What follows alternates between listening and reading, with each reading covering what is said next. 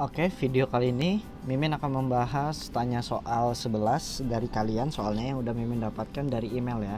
Sekarang kita bahas soal tentang dinamika gerak untuk materi kelas 10 semester 2. Oke, langsung aja kita mulai.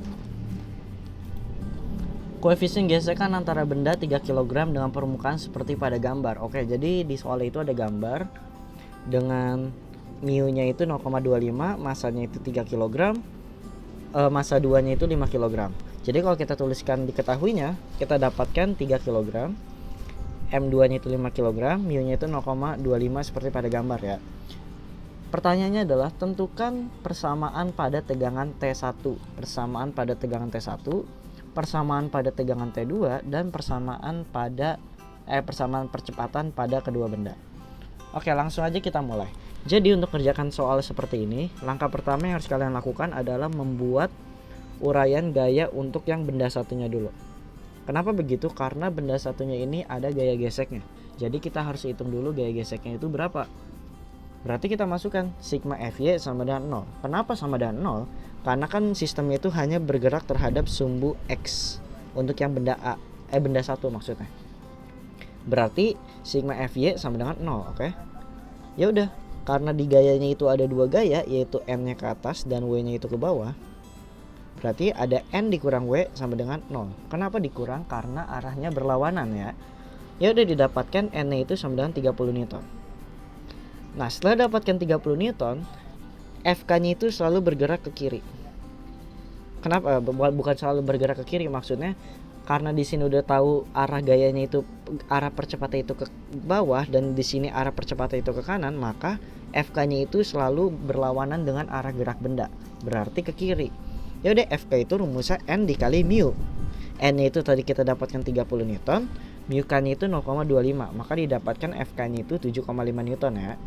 Nah, ini nanti dipakai untuk mencari T dan percepatannya. Oke, kita masuk ke soalnya. Jadi tadi itu baru pendahuluan untuk menjawab soalnya. Persamaan pada tegangan T1. Oke, untuk mencari persamaan itu kita cukup masukin sigma F sama dengan M dikali A. Oke, M dikali A. Ya udah, sigma F-nya itu pertama pasti di sini ada T1 ya kan. Dan ke kirinya itu ada Fk. Ya udah, berarti T1 dikurang Fk sama dengan M1 dikali A. Kenapa M1? Karena kita ninjau untuk yang benda satunya aja. Jadi M yang kita gunakan adalah M1-nya. Maka didapatkan T1-nya itu M1A ditambah Fk. Jadi ini adalah jawabannya. Karena kan yang ditanya hanya persamaannya. Untuk yang B-nya itu, yaitu persamaan untuk tegangan T2, kita masukin sama kayak tadi, sigma F sama dengan M2 dikali A. Tapi yang kita tinjau adalah sistem untuk benda 2-nya, yaitu W2 dikurang T sama dengan M2 dikali A. Kenapa W2-nya itu ditulis dulu dibandingkan T-nya? Karena tegangan tali ini bakal ada karena ada W-nya. Dan karena percepatannya itu ke bawah. Jadi gaya yang kita tuliskan adalah gaya yang arahnya itu searah dengan percepatannya. Berarti W2 min T sama dengan M2 dikali A ya. Jadi maka ini T2. T2 sama dengan M2G min M2A. Oke. M2G ini W-nya ya, jangan bingung. Berarti ini udah benar, karena ini yang disuruh nyari adalah persamaannya aja. Untuk yang C, persamaan percepatan. Karena di sini dikatakan tidak dikatakan katrol itu bermassa, artinya katrol itu tidak ada massa dan nggak ada yang namanya dinamika rotasi untuk yang kayak di kelas 11 gitu. Jadi ini kita abaikan. Maka kita bisa tuliskan kalau T1-nya itu sama dengan T2. Ya udah, kita substitusikan T1-nya tadi M1A ditambah Fk sama dengan M2G min M2A. M2-nya ini pindahkan ke kiri, digabung jadi positif, maka didapatkan ini.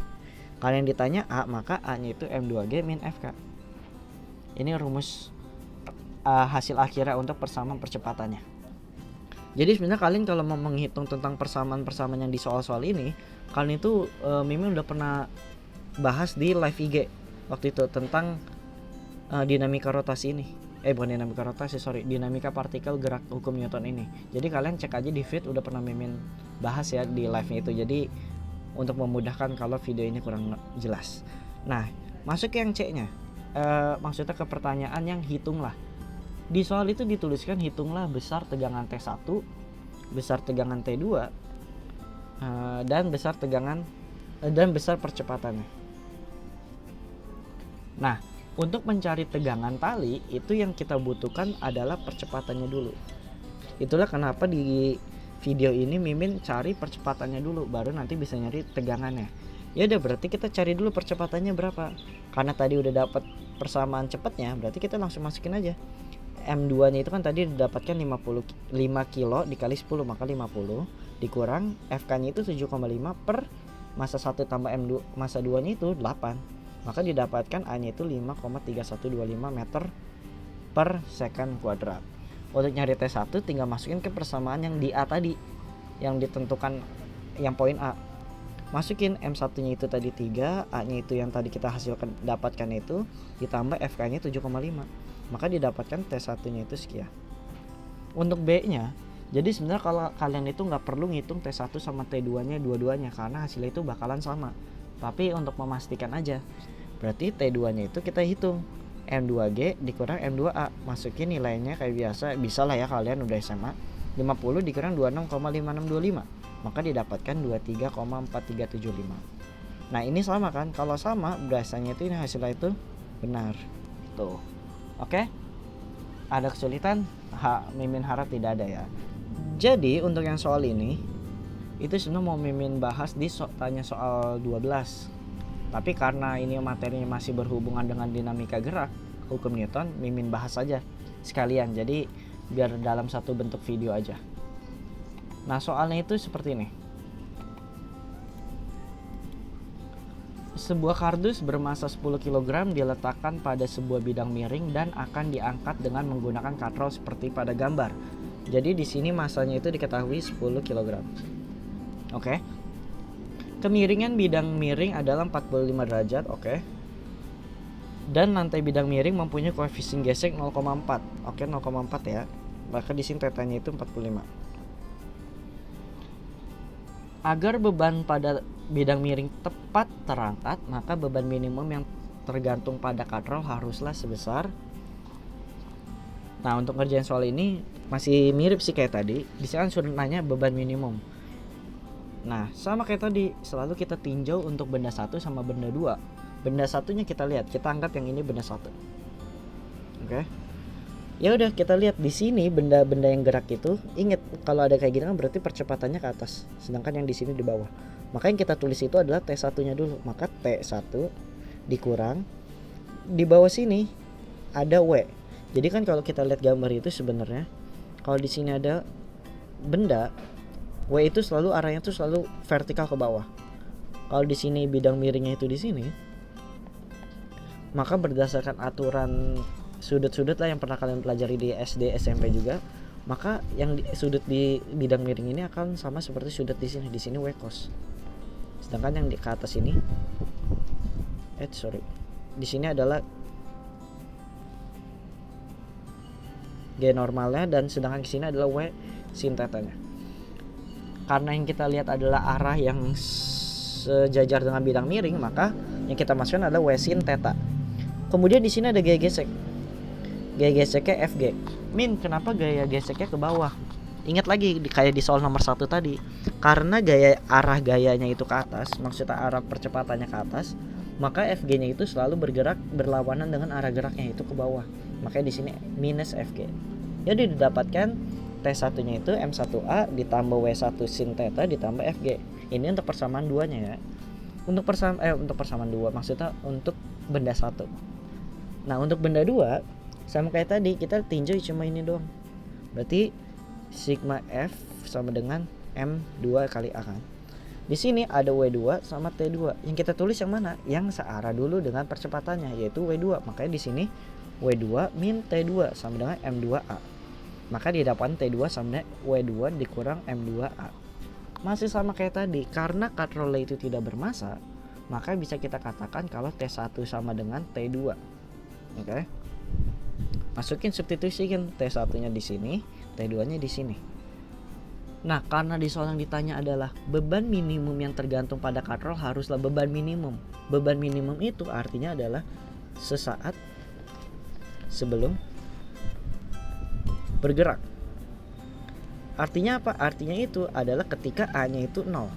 belum gerak, baru mau gerak.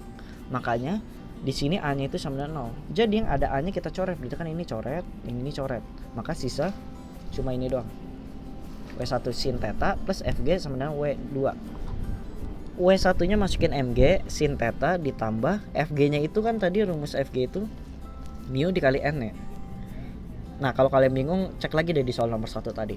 Nah, N-nya ini adalah yang searah, yang vertikal tadi, yang sejajar dengan W cos theta kali mu. Makanya di sini rumusnya itu M1G dikali cos theta dikali mu sama dengan M2G. G-nya kita coret karena kan gravitasi nilainya sama. Dimasukkan M1-nya itu 10, sin theta-nya itu sin 45. Sin 45 itu setengah akar 2. Cos theta, cos 45 itu setengah akar 2.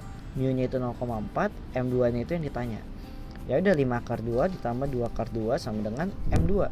Maka didapatkan M2-nya itu 7 akar 2 kg. Maka jawabannya C.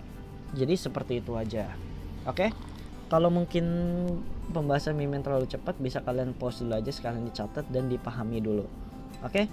Kalau ada pertanyaan terkait materi-materi soal fisika yang mungkin kalian belum ngerti dan mau mimin bahas, silakan kirim soal itu di email yang ada di Instagram, atau kalau ada pertanyaan bisa komen di bawah atau tanya di DM Instagram.